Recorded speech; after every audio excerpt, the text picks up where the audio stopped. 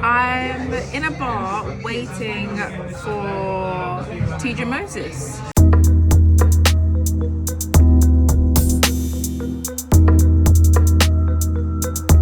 What's good, it's your girl San. It's been a minute. It's the first video of the year, so happy belated New Year. I've literally been so focused on writing. All will be revealed. Can't say too much. It's pelting down. Can you see my glasses? Pelting down. But I'm off to see Teedra Moses. I thought I'd kick it, have a 2-for-1, and yeah, get networking.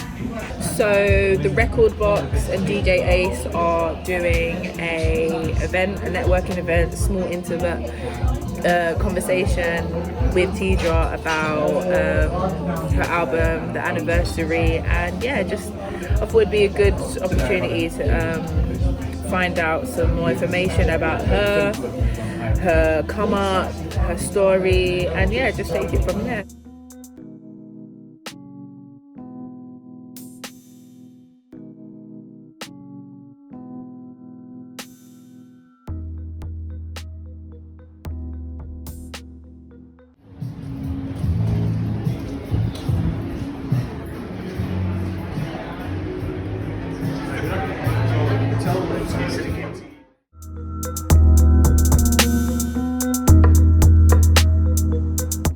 Waiting at the moment. Massive shout out to the lady that we're all here to see, celebrating the 15th anniversary of Complex Simplicity. Please make some noise for the lioness, Teedra Moses. It's right, it's cold, it is cold, it is cold. One more time, a warm welcome for Teedra Moses. Hey. Welcome. She's like, you're like real London, aren't you? Huh? I say this to you all the time, like you're really from here. No, I just love the culture so much. Like, tell us a little bit about your relationship with the UK. First place I ever heard everyone sing every lyric and melody to every song on Complex Simplicity was at the Jazz Cafe. London, every single word, every single every single ad-lib. So like, I think honestly, London is the place that made me realize I could do this as an artist, not just as a writer. I think I like intimacy, you know? Like, I definitely would love to one day do arenas and stuff like that, but the whole thing for me is just figuring out how to get that energy and trap it and keep it real close. When I say the title album, Complex Simplicity, what does that mean to you? That was the direct state of mind I was in. That was the direct state of life I was in at the time. You know, like life was a little bit tricky. You know, I had kids. They were about 5. My mom had just died. I was just in my children's father had just caught him in bed. I walked in our house and he was in bed with another woman. You know what I mean? So there's some wild, ish going on. So I was in a place where things felt very complicated, but I felt like I was complicating them more. Live your life a little bit more simple. If it feels good, go in that direction. I always say if it feels good till you let it ride. You know what I mean? If it's too complicated without enough good result, it's a waste of time. You know, you exert energy that you don't even need to exert, so. Did you know that you were setting out to make this classic? Could you hear that it was gonna do things when you were making it? No. First of all, I was an independent artist before that was cool. So, I'm just like, I'm gonna make this little album, cool. I hope Mary like it, you know what I mean? I hope Faith like it, you know what I mean? I hope Erykah Badu like it. That's kind of what my thought pattern was. I wasn't thinking that people would relate in the way they have.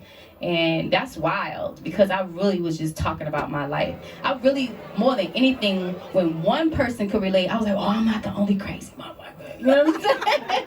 I'm not the only crazy person. But yeah, I didn't have any clue. And that class of R&B singer that you were in when you first came out, like we had some big names. I'm not going to mention it because I just want to know if do you feel like they felt the pressure? Like, were they like, right, who's this new independent girl that's made a classic album? Do you feel like there was a little bit of hate or a little bit of like animosity because yours just went? they didn't care about me. I'm trying to tell you. I was not a threat. I was on a little independent named TVT. I swear to you, I love all these indie artists now that are doing their thing. I love it. But if they would have came out 15 years ago, nobody would have cared. Nobody cared. And I think this was music lovers. That's why I'm think about the music first and before anything else. Because the music lovers are the ones that made me realize, oh, we're doing something. Because the industry did not care. You guys, if you've got any questions for Teedra Moses, put your hand up. We'll get to the questions as well. Right here. Hey, another artist as well. Just trying to do my thing. You're not trying, girl. You don't ever use the word trying. Ever. Thank you. Between the two albums, I know you said you've got one coming up, like has there been any differences in hurdles or like even trying to like market, just kind of on like the back end of the creative side? Like, has there been any hurdles that you've kind of had to push through? Hella hurdles. So first of all, my first album came out on an indie, but it was one of the biggest indies in America, so I still had some power behind me. The second came out even more indie, you know, and from 2008, which is when TVT Records, my original record label, went bankrupt, I have been funding myself. So it's not easy because this is my show money, this is my royalties, this is my sound exchange, my BMI, this is what's funding my music, you know, and friends support, you know what I mean? So like it's not been easy at all. It's been lots of hurdles, just trying to pay people, trying to make sure your show, because in my mind, I don't care if I'm indie. I want to be just as good as Beyonce. You know what I'm saying? So like everything costs so much, and I don't want to shortchange you because I don't have what I need, you know, because we all have God.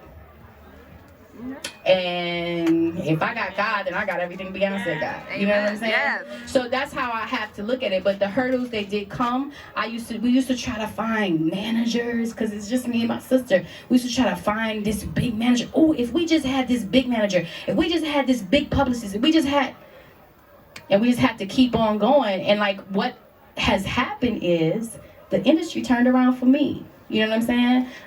It came down to me. Now, you know, artists that I looked up to will hit me and be like, okay, how do you do this indie thing? I'm like, shit, I don't know.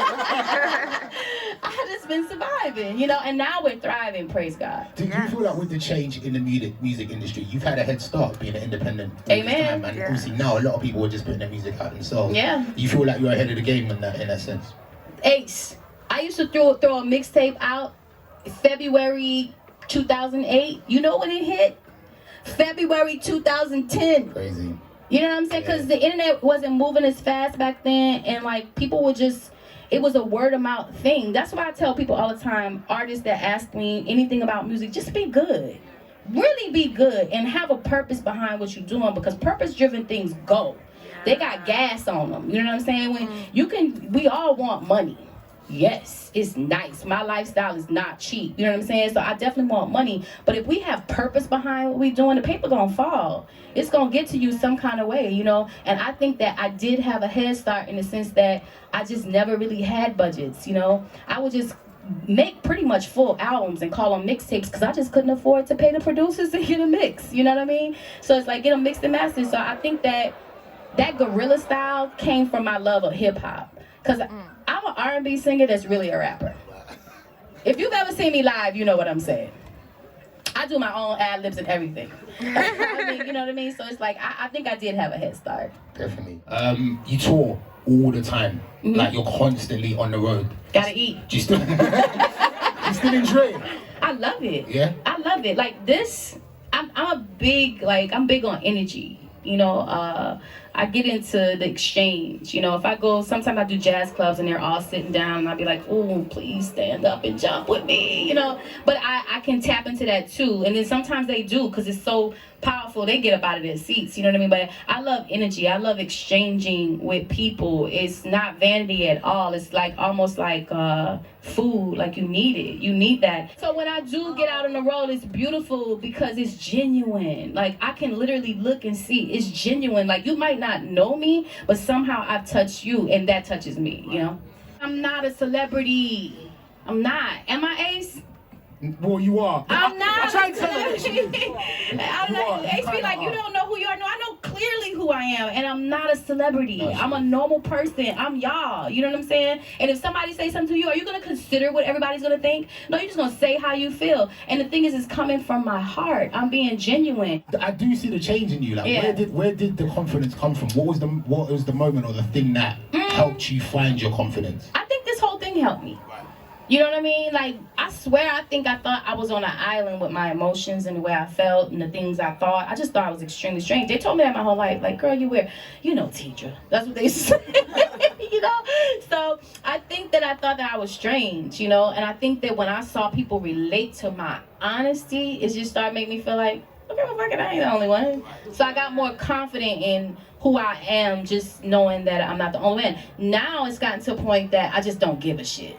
And the truth is, when I was a young girl, they used to say, Teedra doesn't care if the boat don't never land. I don't give a shit, right? So then you get older and you start to meet boys and you start to care. And then you get into this music shit and then you start to care, you know? And then at a certain point, I just stopped caring. And I think that is the most beautiful thing you can do with your life. It's a superpower. It's a superpower, yeah.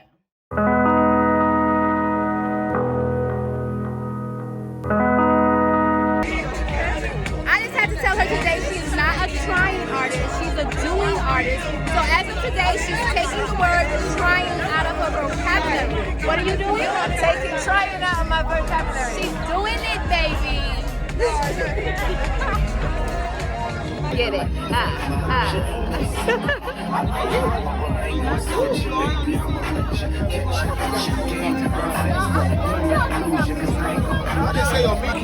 I keep telling you, expired song.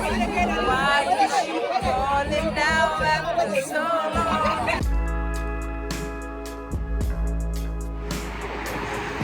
It's cold, it's wet, but nothing matters. I'm on my way home now, feeling driven, fresh. Yeah man, what a night. Ace is a dope guy to talk to, like we had a chat. I'm gonna be aggressive. Teedra is just a wonderful, like such a beautiful person. So if you ever are to watch this video, oh, thank you. Thank you so much for tonight. I've had an amazing evening. You've enlightened me, made me feel like there's not much that differs from us. So yeah.